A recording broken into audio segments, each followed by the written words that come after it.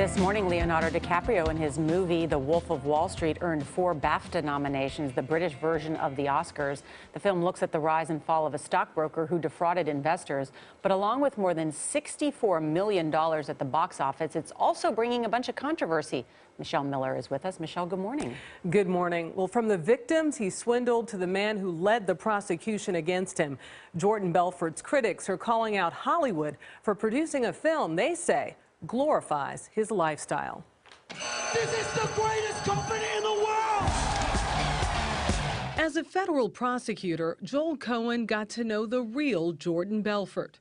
He prosecuted the crooked stockbroker in the 1990s when he was convicted of swindling innocent clients out of hundreds of millions of dollars at his Long Island firm. He's the kind of guy that you'd enjoy having a drink with if your wallet were hidden safely in your back pocket. Was all this legal? Absolutely not. Cohen says the new film, directed by Martin Scorsese, downplays the serious nature of the crimes Belfort committed and glorifies his actions. There's a line you don't cross, and the line for me was you don't start mixing reality and fiction in that way where you're essentially acting as an advertisement for Jordan Belfort. His partner in crime, Danny Porish. I love 3 things. I love my country, I love Jesus Christ, and I love making people rich. Hello? Played in the film by Jonah Hill.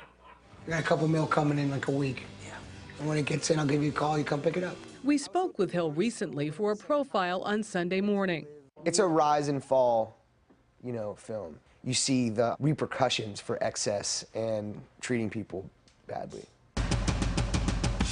The Wolf of Wall Street has already received 2 Golden Globe nominations, including Best Picture and Best Actor.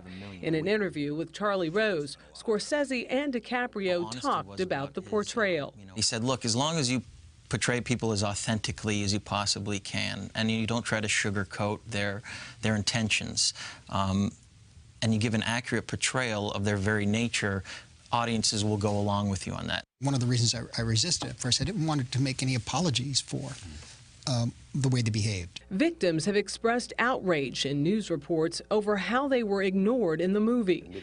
Cohen says few were ever paid back. This isn't about him. It's about the decision by respected artists to make a movie, which I thought was unfairly unsympathetic to people that suffered at his hands. Does this movie hurt the victims of Jordan Belfort? It has to. How could it not? And one of those victims is Christina McDowell. Her father, Tom Prosalis, was a former associate of Belfort's who spent time in prison for stock fraud. In a letter to LA Weekly, McDowell wrote, quote, "The film only glorifies her father's association with Belfort and the crimes they committed. Belfort's victims, my father's victims, don't have a chance at keeping up with the Joneses. They're left destitute, having lost their life savings at the age of 80. They can't pay their medical bills or help send their children off to college." Now, according to some reports, Belfort has paid only $11.6 million of the $110 million he was required to pay in restitution to his victims as part of his 2003 sentencing agreement.